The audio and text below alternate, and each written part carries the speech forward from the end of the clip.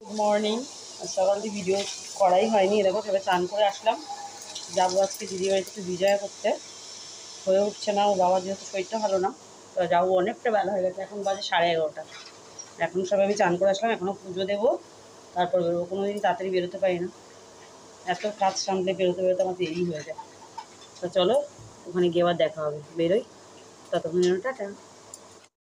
তো এখন বাজে 12টা, বেরোচ্ছি। রেডি ফেডি হয়ে গেছি, আর ওর বাবা না বেরিয়ে গেছে। আর মেয়ে তো কালকেই চলে গেছে। মাসি বাড়ি যাওয়ার নাম শুনলে আগে আগেই হাঁটা দেয়। তা আমরা দুজন যাই, বিজয়টা সেরে আসি। কেন এরও বাবাকে আবার হাসপাতালে ভর্তির ব্যাপার রয়েছে, এরপর আর যেতে পারবো না। তা চলো দিদি বাড়ি গিয়ে আবার দেখা হবে। একদম সিম্পল একটা শাড়ি পরেছি, এই শাড়িটা কর্তা দিয়েছিল পুজোর সময়, হাতিবাগানিকের পছন্দ হয়েছিল, তাই। কেমন লাগছে জানিও। চলো টাটা। পৌঁছে গেছি, দাঁড়িয়ে আছি। ট্রেন আছে 12টা 22। আসুক ট্রেন, ততক্ষণ দাঁড়াই, দেখা আবার মধ্যমগ্রাম গিয়ে। চলো টাটা। প্রায় দিদির বাড়ির কাছাকাছি। ট্রেনে উঠেছিলাম, প্রচণ্ড ভিড়, তাই ভিডিও করতে পারিনি। ট্রেন থেকে নেমে অটো করে, অন্যদিন নামি চৌমাথা, তা আজকে একটু রুটটা চেঞ্জ করেছি। দিদির ছেলে বললো যে নিউ ব্যারাকপুর নামলেন, ওদের বাড়িটা হাঁটা পথটা কম, নিউ ব্যারাকপুর নেমে হেঁটে যাচ্ছি। 2 মিনিটের মধ্যে পৌঁছে যাবো। পৌঁছে দেখা হচ্ছে, চলো টাটা। পৌঁছে গেলাম অবশেষে দিদির বাড়িতে। দেখো বেল দিচ্ছি, তাও ওরা কেউ আর বেরোচ্ছে না, যেহেতু আমরা অনেকটা বেলা করে আসি, যে কোনো অনুষ্ঠানেই হোক আর যে কোনো এমনি সময় হলে, তাই জন্য রেগে গেছে ওরা। ওরা বলছে তোরা তোদের মতন আয়। বেল দিচ্ছি, খুলছেও না, আমরা নিজেরাই গেট ফেট করে ঢুকে পড়েছি। মেয়ে তো কালই চলে এসেছিলো, তাই এই যে মেয়ে বসে আছে ওদের সাথে। আর দিদি কতগুলো খেলনা বানায় বসে বসে বাচ্চাদের, ওইগুলোই বানাচ্ছিল ওরা সবাই মিলে। তো বলছে আমরা জানি, কিন্তু আমরা খুলবও না, যাবো না তোদের ডাকতে। পৌঁছে গেছি আমরা, এই যে বিজয় হচ্ছে।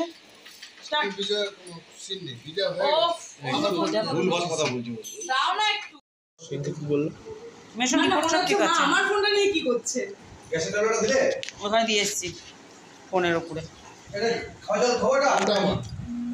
আমার থালাটা চেঞ্জ হয়ে গেছে না।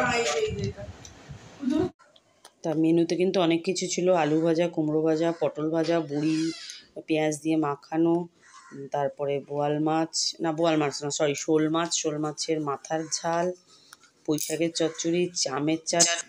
একদম রাজকীয় খাওয়া দাওয়া, হেভি ব্যাপার। ওরা সবসময়ই আমাদের আসার সময় জিজ্ঞেস করে যে আমরা কি খাবো। তা এইবার আমার কর্তার ইচ্ছে হয়েছে শোল মাছ খাওয়া। আমি কোনো শোল মাছ, এই 21 বছর বিয়ে হয়েছে, আমি কোনো শোল মাছ রান্না করিনি। আমি নিজেও খাই না, আর ওদেরও এসে খেতে দেখিনি সেইভাবে, তাই জন্য রান্নাও করিনি। তাই দিদির কাছে আবদার করেছে শোল মাছের কালিয়াই যে, কিন্তু দারুণ হয়েছিল খেতে। আর এটা হলো বড়ি বাটা। বড়িটা আমরা ছোটোবেলা দিয়েই শুনে থাকি যে এই দেশিরা নাকি খুব বদমাশ হয়, খুব শয়তান হয়। তবে আমার দিদির যেখানে বিয়ে হয়েছে, আর দিদির শাশুড়িকে দেখলে কেউ বলবে না যে মানুষগুলো শয়তান হয়। এতটাই ভালো, খুবই ভালো, ভীষণ ভালো। তাই এই ভুল ধারণা, সব মানুষ কিন্তু সমান হয় না, এদেশের মধ্যেও ভালো মন্দ আছে। দেখো খাওয়া দাওয়া হয়ে গেছে, এসে শুয়ে পড়েছি। আর এখানে এক বাটি কদবেল মাখা দিয়েছে। এরকমভাবে কিন্তু আমি মাখতেও পারি না, এটা এখানে আসলেই খাওয়া হয়। আমরা তো এমনি চিনি টিনি দিয়ে মাখি, ওরা কেমন গুড় দিয়ে বাটে কদবেলটাকে। এটা কিন্তু দারুণ লাগে খেতে। চলো এটা খাই এখন বসে বসে, আর আবার বিকালবেলা দেখা হচ্ছে। এবার বেরিয়ে যাবো। আর এখানে দেখো দিদি 2 বোতল আচার দিয়েছে আজকে। এই যে একটা এইসব আমাদের চলতেই থাকে। যাই এসব নিয়েছি। আবার এখানে ব্যাগেও যেন কি দিয়ে দিয়েছে, এই যে এখানে যাই না কি দিয়েছে, যাই নিয়ে যাই। আর দিদি বাড়ি বিজয়া করতে এসে যেটা এক্সট্রা পাওনা হলো, সেটা হলো আজকে হাট। আমি হাট দেখতে ভীষণ ভালোবাসি। আর বাড়ি যাওয়ার সময় আজকে মঙ্গলবার ছিল, তা ওদের ওখানে হাট বসেছিল। আমি কখনো কিছু কিনি না হাটে, কিন্তু আমার দেখতে ভীষণ ভালো লাগে। একেবারে কিনি না বলাটাও ভুল। আমি যেমন এবার নিয়ে এসেছিলাম একটু তেঁতুল, পাকা তেঁতুল, ঠাকুর বাসন মাজার জন্য। আর হাটটা আমার দেখতেই ভীষণ, এমনি আমি একটু বাজারে যেতে বা বাজারে ঘুরতে পছন্দ করি। আর হাট হলে তো সেখানে কোনো কথাই নেই, সব রকম জিনিস টিনিস বসে যেখানে। আর হাটে যেতে আমার ভীষণই ভালো লাগে, ভীষণ। যেহেতু আমি হাটে যেতে ভালোবাসি, রঞ্জনদা আসলেই হাটের দিন থাকলেই একবার অন্তত বলবে চলো পুচু হাট থেকে ঘুরে আসি। তা সবসময় হয়ে ওঠে না, বাড়িতে ওদের বাড়িতেও তো বেশ আনন্দ ফুর্তি হয়, তা সেগুলো ছেড়েও আসতে ইচ্ছা করে না। তা আজকে যখন চলেই যাব, বাড়ি যখন ফিরবো, তাহলে একটুখানি ঘুরেই যাই হাটটা। বেশ ভালো লাগলো হাটটায় ঘুরে। হাট থেকে ঘুরে রঞ্জনদার দিক দিয়ে বাড়ি চলে গেল। আমরা সাবওয়ে থেকে পার হয়ে এখন এখান থেকে বেরিয়ে ধরবো টোটো, টোটো ধরে স্টেশন থেকে বাড়ি, ট্রেনে করে একদম সোজা বাড়ি। স্টেশনে এসে বসে আছি দেখো 2-3 জনে, কিন্তু ট্রেনে উঠে আর কোনো ভিডিও করা যায় না বলে আমি আর করি না। এই ট্রেন আসলে উঠে যাব। ট্রেন থেকে নেমে চলে এসলাম আমাদের দুর্গানগরে একটা মিষ্টির মানে এখানে কারখানা আছে।